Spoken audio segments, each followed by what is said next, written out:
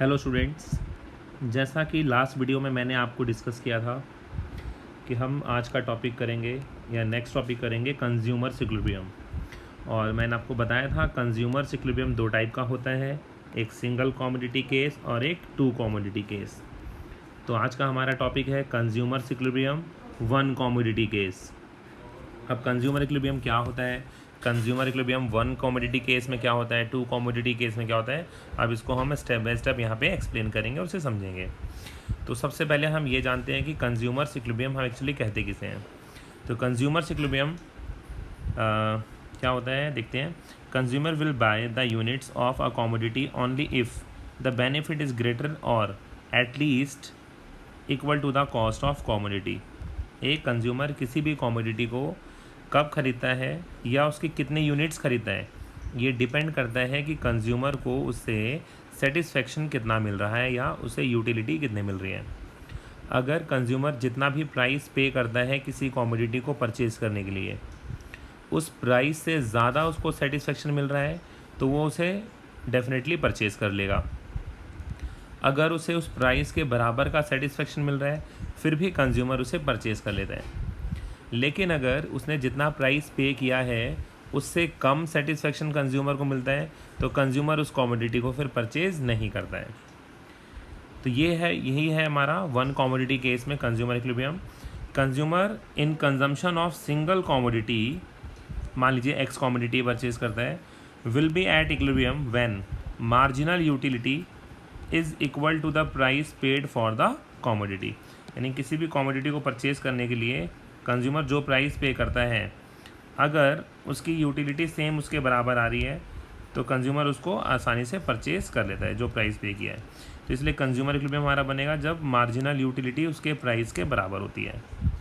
ठीक है, लेकिन अगर हम इसी को एक और दूसरे स्केल से या समझ लीजिए एक मेज़रमेंट रॉड है उससे हम मेज़र करते हैं कंज्यूमर इक्विलिब्रियम को, जिसे हम बोलते हैं मार्जिनल यूटिलिटी ऑफ मनी। तो अगर मार्जिनल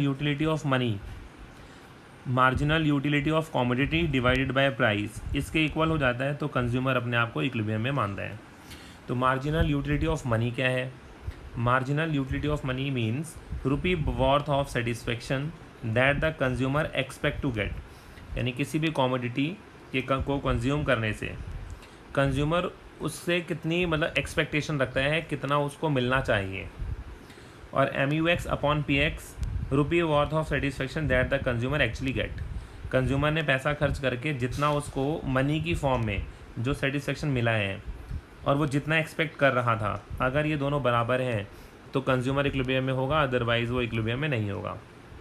आइए कुछ एग्जांपल समझते हैं इसके लिए। जैसे मान लीजिए आपको आइसक्रीम खानी है, ठीक है, आप आइसक्रीम खाना चाहते हैं और आइसक्रीम आपको मिल रही है 25 रुपीज़ की एक। सपोज़ 25 रुपीज़ की एक आइसक्रीम आपको मिलती है शॉप पे। तो आप एक्सपेक्ट कर रहे थे कि आइसक्रीम आपको कितनी मिल जाए, 20 रुपीज़ की मिल जाए, लेकिन आइसक्रीम आपको कितने रुपए की मिल रही है, 25 की। तो जहाँ आप 5-6 आइसक्रीम खाने वाले थे, आपने एक या दो ही आइसक्रीम खाया और उसके बाद आपने आइसक्रीम को कंज्यूम नहीं किया, क्योंकि आपको ऐसा लग रहा था कि मुझे 20 रुपीज़ में मिलनी चाहिए थी आइसक्रीम, लेकिन 25 की है। तो आप इसका ज़्यादा कंजम्पशन नहीं कर रहे हैं और हो सकता है आप उसको बिल्कुल भी कंज्यूम ना करें, क्योंकि जो आपकी एक्सपेक्टेशंस थी उसके बराबर वो नहीं था। इसी तरह से मान लीजिए आपको गोलगप्पे खाने हैं, तो आपने एक गोलगप्पा खाया, ठीक है, और आपको वो बहुत ही अच्छा लगा। फिर आपने दूसरा, तीसरा, चौथा, इसी तरह से आप रेगुलरली इसको कंज्यूम करते गए। और 5 अगर आपने यूनिट्स कंज्यूम की अगर गोलगप्पे की, तो उसके बाद आपको लग रहा है कि ये अब मैं पैसे जो दूंगा और गोलगप्पे खाऊंगा, इसका जो सेटिस्फेक्शन है वो बिल्कुल इक्वल नहीं होगा, वो बराबर नहीं होगा। मुझे लग रहा है कि 5 ही गोलगप्पे खा के और मुझे पैसे दे देने चाहिए। तो आप वहाँ पर अपने आप को इक्विलिब्रियम में महसूस करेंगे। अब देखिए, कभी भी आप कभी शॉपिंग करने जाते हैं तो कभी आप शर्ट ख़रीदते हैं या फिर मान लीजिए जीन्स खरीदते हैं, पैंट खरीदते हैं, तो इन सब में आप कभी उसकी एक यूनिट परचेज़ करते हैं, किसी चीज़ की आप 2-2, 3-3 यूनिट्स परचेज़ कर लेते हैं। तो ये सब डिपेंड करता है उसके प्राइस पर और आपके सेटिस्फेक्शन पे। जितना प्राइस आप पे कर रहे हो, अगर सेम उसके बराबर का आपका सेटिस्फेक्शन आता है तो आप उस यूनिट को हमेशा परचेज़ करते रहते हैं, अदरवाइज़ आप उसको परचेज़ नहीं करेंगे। जैसे आइए हम एप्पल का एक एग्ज़ाम्पल लेते हैं।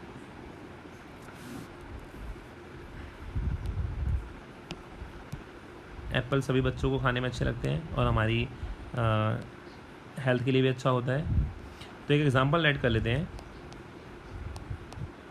मान लीजिए एक एप्पल 4 रुपीज़ का है और इससे जो आप एक्सपेक्ट कर रहे हैं, इसकी यूटिलिटी जो आप एक्सपेक्ट कर रहे हैं इससे, वो है 4 यूटिल्स मनी की टर्म्स में। मनी की टर्म्स में आप जैसे एक्सपेक्टेशन है वो कितनी है, 4 यूटिल्स, यानी 4 रुपीज़ खर्च करके आप 4 यूटिल्स तो कम से कम चाहते हैं कि आपको मिल जाए, मनी की टर्म्स में जो सेटिस्फेक्शन है।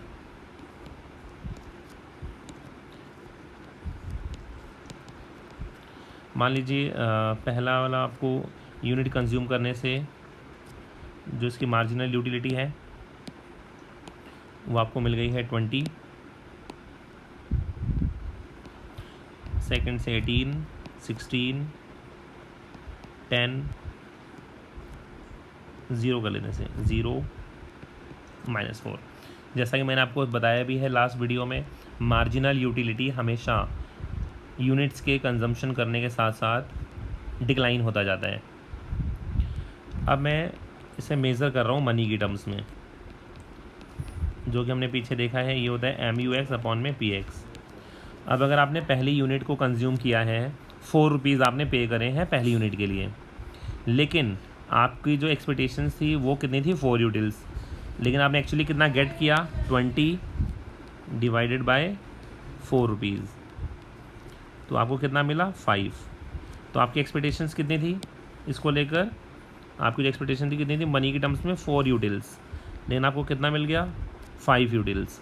तो आप पहली यूनिट को परचेज़ कर लेंगे आसानी से। सेकंड चेक करते हैं, 18 डिवाइडेड बाय 4, 4.5। तो आपकी एक्सपेक्टेशंस कितनी थी, 4, आपको मिला कितना, 4.5।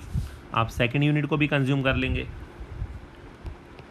फिर थर्ड, 16 डिवाइडेड बाय 4, तो आपकी एक्सपेक्टेशंस कितनी थी, आपकी एक्सपेक्टेशंस थी मार्जिनल यूटिलिटी ऑफ मनी 4, लेकिन आपको मिला कितना, 4। तो अब यहाँ पर कंज्यूमर अपने इक्विलिब्रियम में आ गया है, वो अब इससे ज़्यादा परचेज़ करना नहीं चाहेगा। ठीक है, इसके आगे और देखते हैं कि कंज्यूमर को आगे परचेज़ करना चाहिए या नहीं। 10 डिवाइडेड बाय 4, 2.5, ये कम हो गया, कंज्यूमर यहाँ परचेज़ नहीं करेगा, यहाँ 0 हो गया और यहाँ पे -1। तो कंज्यूमर 4th, 5th और 6th यूनिट को कंज्यूम नहीं करेगा, लेकिन फर्स्ट और सेकंड को कंज्यूम करेगा। और कंज्यूमर को इक्विलिब्रियम कहाँ मिल रहा है, 3rd यूनिट परचेज़ करने पर। ये कंज्यूमर का इक्विलिब्रियम पॉइंट है।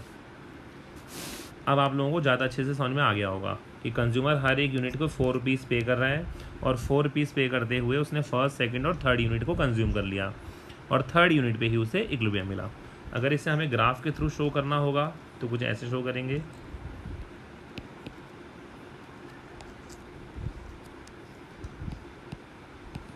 यूनिट्स,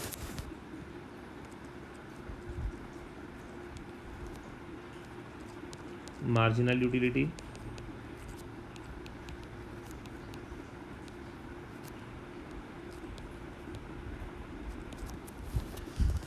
कंज्यूमर का यहाँ पे प्राइस लाइन है जो कि 4 रुपीज़ था, और ये कंज्यूमर की मार्जिनल यूटिलिटी ऑफ मनी है। कंज्यूमर को यहाँ पे जो 3rd यूनिट थी, यहाँ कंज्यूमर को इक्विलिब्रियम मिला, ये उसका इक्विलिब्रियम पॉइंट है। ये प्राइस लाइन थी जो कि ₹4 था और ये कंज्यूमर का इक्विलिब्रियम पॉइंट है, यहाँ पर 3rd यूनिट थी। तो इस तरह से इसको हम ग्राफ के थ्रू भी शो करते हैं। तो ये है आपका 1 कमोडिटी केस में कंज्यूमर इक्विलिब्रियम। नेक्स्ट वीडियो में हम डिस्कस करेंगे कंज्यूमर इक्विलिब्रियम 1 कमोडिटी केस में इसकी कंडीशंस। अगर कंज्यूमर इक्विलिब्रियम में नहीं होता है, जैसा कि यहाँ पर और यहाँ पर हो रहा है, तो कंज्यूमर को इक्विलिब्रियम में कैसे लाया जाए, यहाँ से इसे यहाँ 3rd यूनिट पे कैसा लाया जाए और यहाँ से क्या करना चाहिए हमें, तो इसको देखेंगे नेक्स्ट वीडियो में। तब तक